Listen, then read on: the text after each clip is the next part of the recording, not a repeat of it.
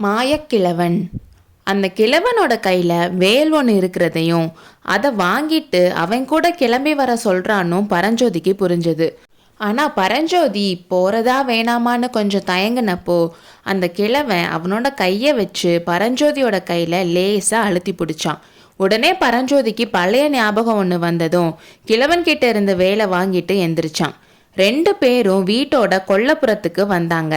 அங்கே பரஞ்சோதியோட குதிரையும் இன்னொரு குதிரையும் ரெடியாக இருக்கிறத பார்த்தான். 2 பேரும் குதிரையில் ஏறிக்கிட்டாங்க. ஆனால் கிழவனோட குதிரை நகரவே இல்லை. அதனால் பரஞ்சோதி அவனோட குதிரையை இழுத்து பிடிச்சி கிழவனுக்காக வெயிட் பண்ண வேண்டியதாக இருந்துச்சு. பரஞ்சோதி பக்கம் திரும்பாம அந்த கிழவன் இன்னொரு பக்கமாக திரும்பி ஏதோ பண்ணிட்டே இருந்தான். தம்பி, என்னை யாருன்னு தெரியுதான்னு கேட்டான். தாடியை பார்த்து முதல்ல ஏமாந்துட்டேன், கையை பிடிச்சி அழுத்தினதுக்கு அப்புறம் தான் தெரிஞ்சது. பிசாசுக்கு பயப்படாத வீரர் வஜ்ரபாகு நீங்க தானன்னு கேட்டான் பரஞ்சோதி. பயங்கரமா சிரிச்சுக்கிட்டே அந்த கிழவன் திரும்பினப்போ அவன் முகத்துல நரைச்ச தாடியை காணோம். தாடி இல்லாத முகம் வஜ்ரபாகுவோட முகம். யோசிச்சு சொல்லு, என்னோட வரதுக்கு உனக்கு சம்மதமானு கேட்க, எனக்கு சம்மதம்தான், உங்களுக்கு தான் இங்கிருந்து வரதுக்கு மனசு இல்லை போலன்னு சொன்னான். ஏன் அப்படி சொல்ற? பின்ன இப்படி சத்தம் போட்டு பேசுறீங்களே, அவங்க முழிச்சுக்க மாட்டாங்களா? அவங்கள எழுப்புறதுக்கு தான் சத்தமாக பேசுகிறேன். தூங்குறவங்களை ஏமாத்திட்டு தப்பிச்சு ஓடிட்டான்ற கெட்ட பேர் அச்சுத விக்ராந்தனுடைய வம்சத்தில் பிறந்த வீரன் வஜ்ரபாகுக்கு வந்துடக்கூடாதுல்லன்னு சொல்லி பயங்கரமாக சிரிச்சான். அதுக்குள்ள வீட்டு வாசல்ல காவலுக்கு இருந்த வீரர்கள் பேச்சு சத்தம் கேட்டு கொல்லப்புறத்துக்கு வந்துட்டாங்க. 2 பேர் குதிரையில ஏறி கிளம்புறத பார்த்துட்டு வீட்டுக்குள்ள எந்திரிங்க எந்திரிங்க, தப்பி ஓடுறாங்கன்னு கத்திக்கிட்டே ஓடுனா ஒருத்தன். வஜ்ரபாகுவும் பரஞ்சோதியும் முதல் நாள் வந்த பாதையில போயிட்டு இருந்தாங்க. வஜ்ரபாகு வேணும்னே குதிரையை மெதுவா ஓட்டிட்டு இருந்தான். இதை பத்தி பரஞ்சோதி கேட்டப்போ, சளுக்கர்கள் நம்மளை வந்து பிடிக்கிறதுக்கு டைம் தர வேணாமா? வழி தப்பி வேற எங்கேயாவது போயிட்டாங்கன்னா? போயிட்டா என்னன்னு பரஞ்சோதி கேட்டான்.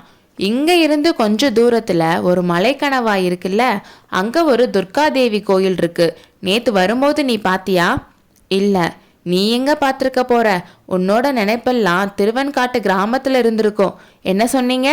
அந்த துர்க்கையம்மன் கோயில் வழியா நான் நேத்து வந்தப்போ, இன்னைக்கு சூரியன் உதயமாகிற நேரத்துல அம்மனுக்கு 9 உயிர்களை பலி கொடுக்கறதா வேண்டிட்டு வந்திருக்கேன். இவங்க வேறு வழியில போயிட்டா என்னோட வேண்டுதல் நிறைவேறாதுல்ல. வஜ்ரபாகு இப்படி சொன்னது பரஞ்சோதியோட காதுல விழுந்தாலும் அவனோட மனசுல பதியல.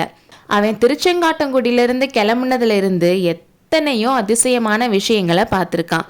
என்ன நடந்தாலும் அவனோட மனசு அப்பப்போ திருவெண்காட்டுக்கு போயிட்டு வந்துட்டு தான் இருக்கு. ஆனால் அது இந்த வஜ்ரபாகுவுக்கு எப்படி தெரிஞ்சதுன்னு நினச்சி ஆச்சரியப்பட்டுட்டு இருந்தான்.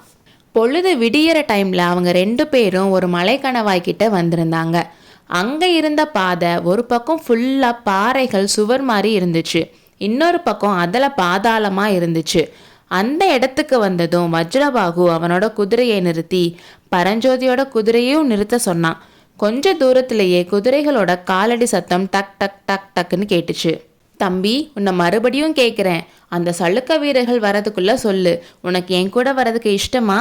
உங்களோட தான் வந்துட்டேனே, இனிமேல் திரும்பி போக முடியுமா?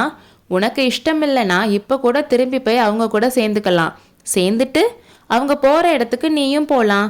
அவங்க எங்கே போகிறாங்க? நாகார்ஜுனா மலைக்கு போகிறதா நினச்சிட்டு இருக்காங்க. ஆனால் உண்மையிலேயே அவங்க போக போகிறது யமலோகத்துக்கு. அங்கே அவங்கள அனுப்ப போகிறது யாரு? உனக்கு இஷ்டம் இருந்தால் நீயும் நானும், இல்லைன்னா நான் மட்டும் தனியா? பரஞ்சோதி கொஞ்சம் யோசிச்சுட்டு நீங்கள் எங்கே போகிறீங்கன்னு கேட்டான். பல்லவ சைன்யத்தோட பாசறைக்கு. நான் நினச்ச மாதிரி தான். உனக்கு எப்படி தெரிஞ்சுது? நேற்று முழுக்க யோசனை பண்ணதில் தெரிஞ்சுது.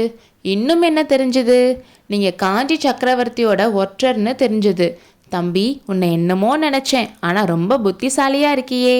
ஐயா, நான் உங்களோட வந்தால் என்னை பல்லவ சைன்யத்தில் சேர்த்துக்குவாங்களா? கட்டாயம் சேர்த்துக்குவாங்க. கரும்பு தின்ன கூலியா?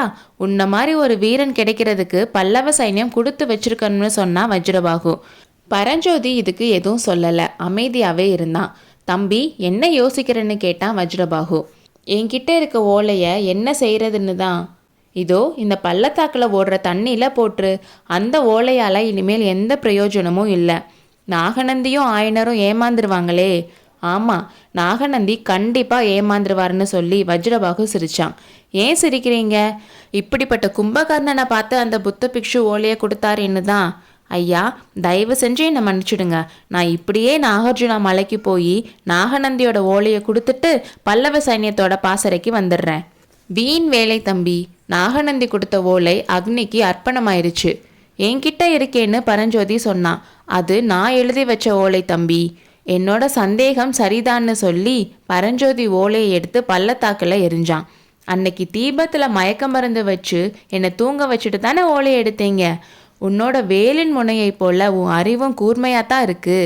பரஞ்சோதி ஆச்சரியமும் மரியாதையும் கலந்து வஜ்ரபாகுவை பார்த்தான். ஐயா, நாகநந்தி கொடுத்த ஓலையில் என்ன எழுதியிருந்துச்சு? புலிகேசிய காஞ்சிக்கு உடனே வந்து தென்னாட்டோட சக்கராதிபதியாக முடிசூட்டிக்க சொல்லி எழுதியிருந்துச்சு. அடடா, அப்படிப்பட்ட துரோகமான ஓலையா நான் எடுத்துட்டு வந்தேன். தப்பு பண்ண பார்த்தேனேன்னு பரஞ்சோதி புலம்புனான். போனதை பற்றி அப்புறம் வருத்தப்படலாம். இப்போ சலுக்க வீரர்கள் யமலோகம் போகிறதுக்கு வேகமாக வந்துட்டுருக்காங்க. நீ என்ன செய்ய போறன்னு வஜ்ரபாகு கேட்டான். உங்கள் விருப்பம் எப்படியோ அப்படியேன்னு பரஞ்சோதி சொன்னான். சரி, இந்த கணவாயோட 2 பக்கமும் நாம் 2 பேரும் நிற்கலாம்.